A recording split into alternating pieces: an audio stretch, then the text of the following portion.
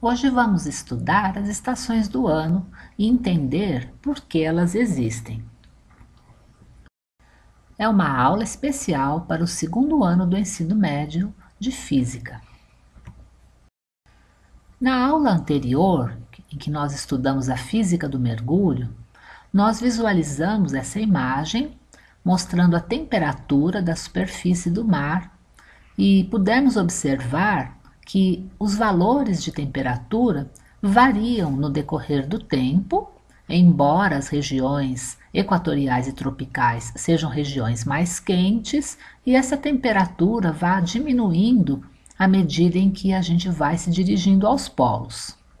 Mas hoje a gente vai justamente procurar entender como que a temperatura vai variando no nosso planeta no decorrer do ano.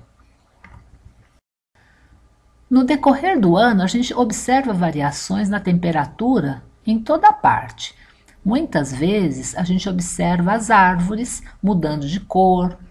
Uma época do ano a gente tem as árvores mais floridas, outra época as folhas vão ficando mais secas e caem. Então, são todas consequências, né, das características das estações do ano. Temperatura, umidade, né, uma porção de coisas que vão influenciando o clima e que aí faz com que as plantas, os animais, todos se comportem de acordo.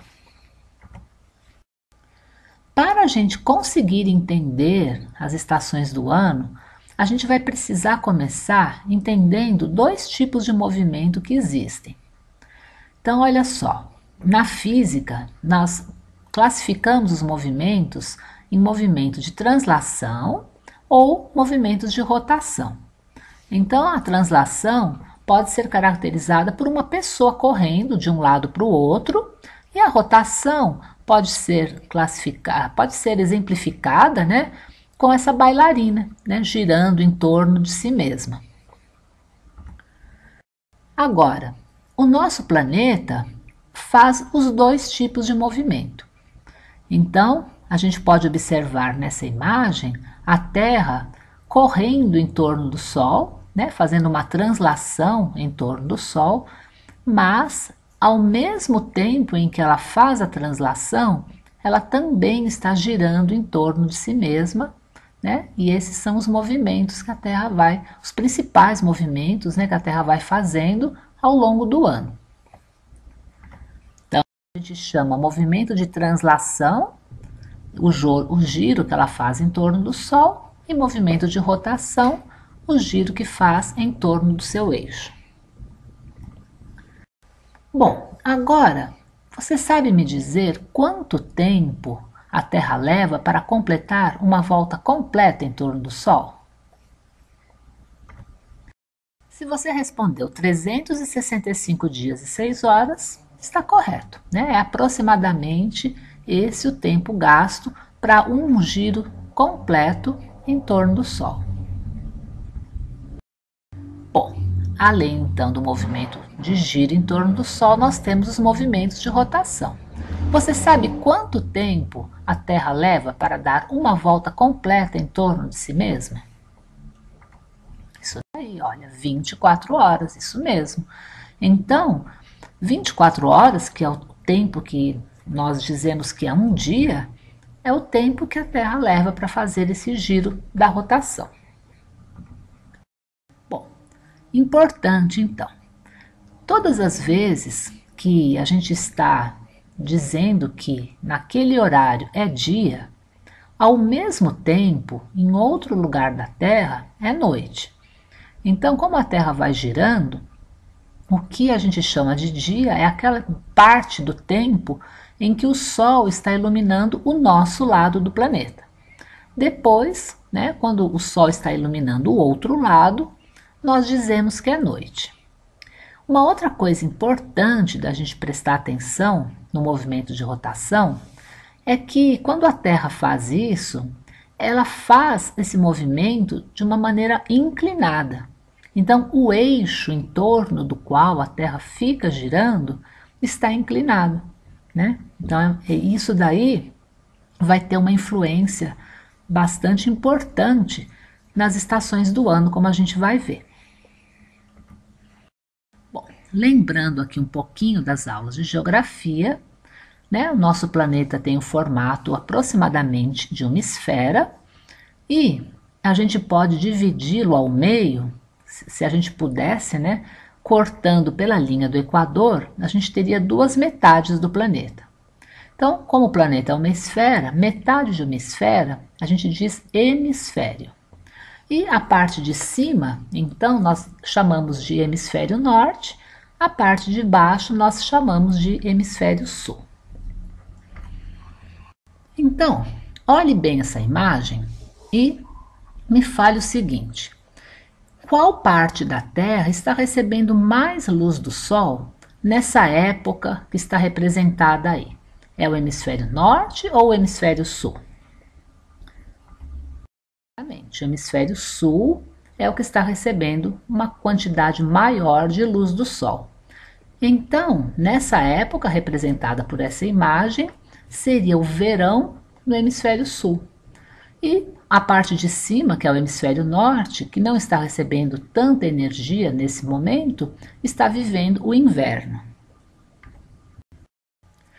Então agora a gente vai observar bem essa animação e ela corresponde ao que acontece no mês de dezembro. Então no mês de dezembro os raios do Sol chegam até o hemisfério norte, mas a gente vai observar que a quantidade de energia que chega lá no hemisfério norte nessa época não é tão grande quanto a quantidade que chega no hemisfério sul. Então a gente vai observar daqui a pouquinho, quando a luz vai chegando no hemisfério sul, a quantidade de energia do Sol é maior, fica ali mais concentrada a energia. E é a nossa época de verão, né? Quando começa o verão, a gente está nessa época do ano em que o Sol está iluminando mais o hemisfério sul que o hemisfério norte. Já na época de junho, olha só, é o hemisfério norte que está recebendo bastante energia do Sol.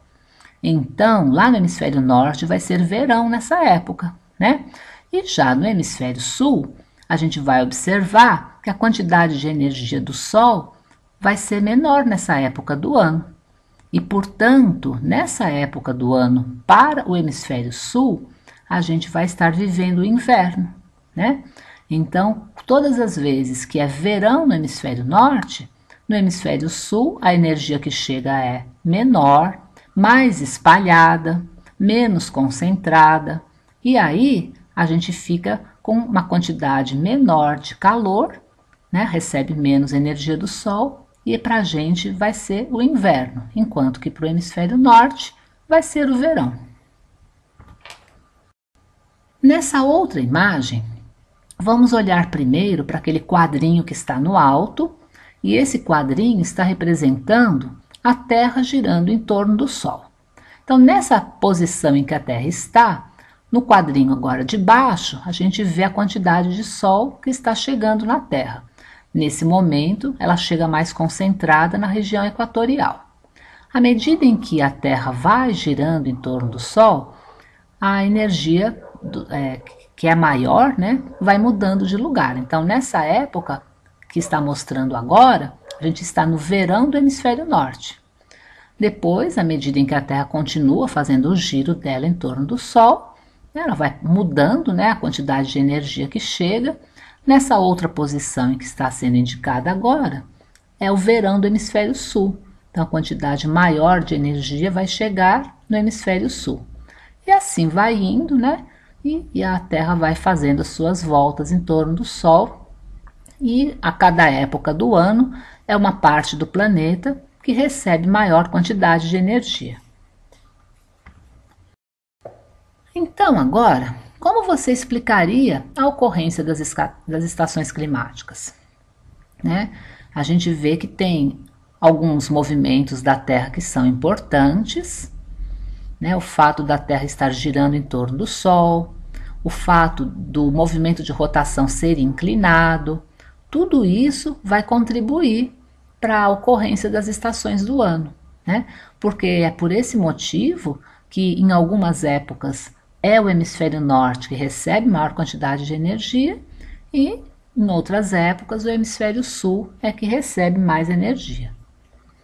A explicação do motivo pelo qual existem as estações do ano é que o eixo de rotação da Terra está inclinado, né? Isso faz com que em algumas épocas a gente tenha mais energia no norte do planeta e em outras épocas mais energia no sul do planeta. E também, né, porque tudo isso acontece ao mesmo tempo em que a Terra está girando em torno do Sol.